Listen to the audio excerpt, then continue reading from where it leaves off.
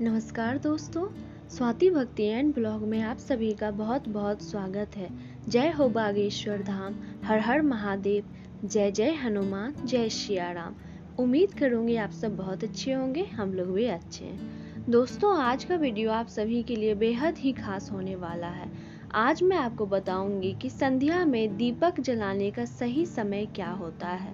अगर आप भी खाली दीपक जलाती हैं, यानी कि दीपक में धूप दीप बाती कर करके आप उन्हें चारों तरफ दिखा करके मंदिर में रख देती हैं, तो इससे कौन सी गलती होती है।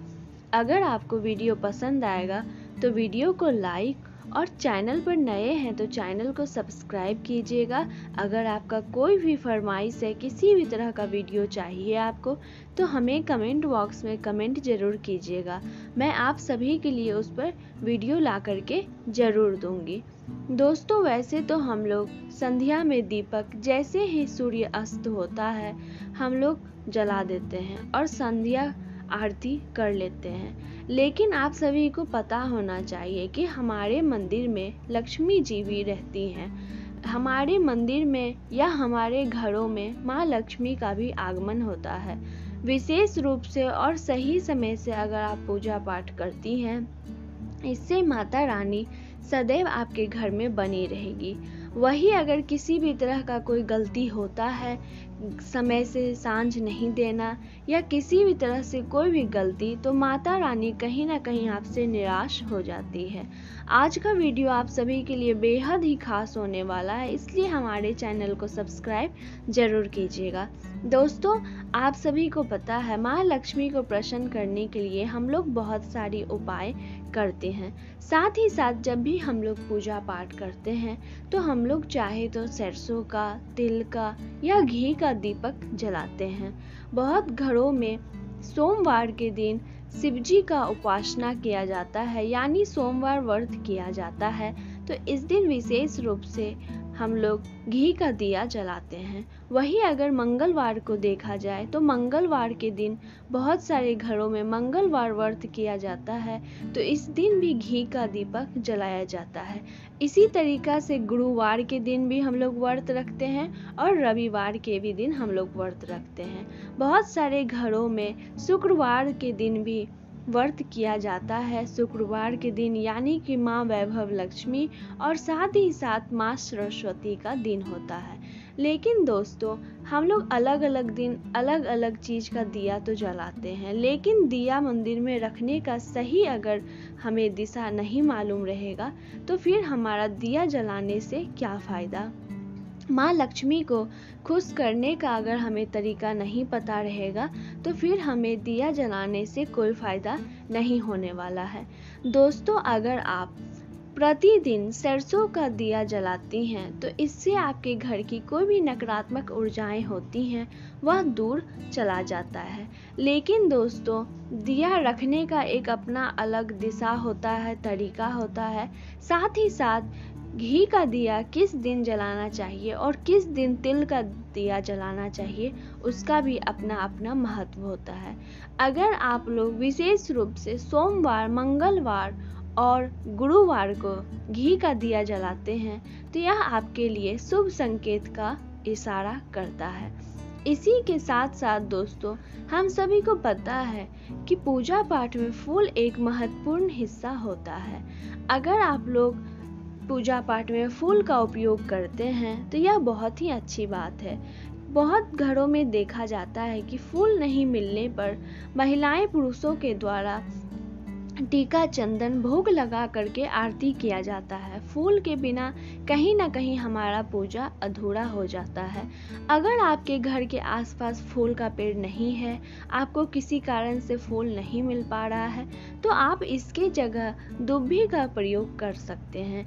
कहा जाता है कि बुधवार के दिन हम लोग गणपति जी को दुब्बी अक्षत के साथ चढ़ाते हैं। अगर आपके पास फूल नहीं है तो आप इस तरीका से दुब्बी चढ़ा सकती हैं। वहीं आसपास हमारे धतूरा का पेड़ होता है, जो कि शिव जी को बहुत ही ज़्यादा प्रिय होता है। धतूरे के पेड़ में इस तरीक़ा से फूल खिला रहता है। अगर यह फूल आप तोड़ करके सोमवार के दिन शिव जी को चढ़ाते हैं तो इससे भी आपकी मनोकामनाएं पूर्ण हो जाती है। साथ ही साथ दोस्तों, इस फूल का आपको एक ऐसा उपयोग बताऊंगी जिसे करने से आपकी जितनी भी कर्ज हैं वह उतर जाएंगे। आपको इसके लिए इस फूल को ले लेना है और जब भी आप सोमवार के दिन अगर आप मंदिर जाती हैं तो शिवलिंग पे चढ़ा करके इस फूल को आपको घर ले आना है। अब आपको यह अपने पैसे वाले स्थान पे रख देना है। कहा जाता है इस फूल को अगर आप पैसे वाले स्थान पे रखती हैं तो इससे भी आपकी सारी सुख शांति घर की बनी रहती है और साथ ही साथ कर्ज उतर जाता है। दोस्तों, इसी के साथ अगर आप लोग को पता है, अक्षत एक बहुत ही ज़्यादा महत्वपूर्ण हिस्सा होता है हमारे पूजा पाठ में। अगर आप रोज़ संध्या को दीपक जलाती हैं या सुबह जलाती हैं तो अपने दीपक के नीचे थोड़ा सा अक्षत जरूर रखिएगा। कहा जाता है कि धन और दौलत जिस घर में कमी रहती है उस घर में कहीं ना कहीं यह बहुत ही बड़ा वास्तु दोष कहलाता है कि हम लोग दीपक इसी तरीक़ा से जला करके रख देते हैं। अगर आप प्रतिदिन दीपक जलाती हैं और किसी दिन भूल चूक से अगर आप दिया के नीचे अक्षत नहीं रख पाई तो कम से कम अपने थाल में एक फूल का प्रयोग जरूर कीजिएगा। इससे भी आपकी सारी पूजा पूर्ण सफल होगी।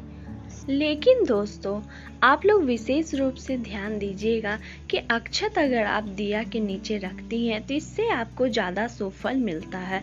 अगर आप लोग विशेष रूप से कोई भी व्रत रखती हैं, सोमवार, मंगलवार, गुरुवार या किसी भी दिन किन्हीं भगवान का व्रत रखती हैं तो इस दिन आप एक घर में मिट्टी का ही दिया का प्रयोग कीजिएगा। कहा जाता है कि मिट्टी का दिया सबसे ज़्यादा शुद्ध माना जाता है।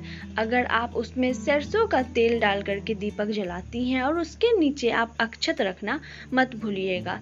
अगर आप पूजा पाठ में इस तरीक़ा से दीपक के नीचे अक्षत डाल करके जलाती हैं तो इससे आपकी पूजा सफल तो होगी ही, साथ ही साथ आप जिस भी मनोकामना से जिस भी चीज़ को मन में लेके पूजा पाठ कर रही हैं वह भी आपकी जल्द से जल्द पूरी हो जाएगी। दोस्तों, अब बहुत ही ज़्यादा बड़ी बात है कि संध्या में दीपक हमें कब जलाना चाहिए, सुबह में हमें दीपक कब जलाना चाहिए। दोस्तों, देखा जाता है कि जब भी पूजा पाठ हम लोग शुरू करते हैं उसी समय बहुत सारे घरों में दीपक को जला दिया जाता है। उसके बाद पूरा पूजा पाठ कर लेने के बाद उस दीपक से दिखाया जाता है, जो कि कहीं ना कहीं यह पूजा में शुभ नहीं माना गया है। आप जब भी पूजा पाठ कर लेती हैं उसके बाद दीपक में बत्ती और तेल डाल करके जला करके उसके बाद ही अपने घर में चारों तरफ दिखाया कीजिए। मंदिर में जाती हैं तो आप इसी तरीक़ा से किया कीजिए।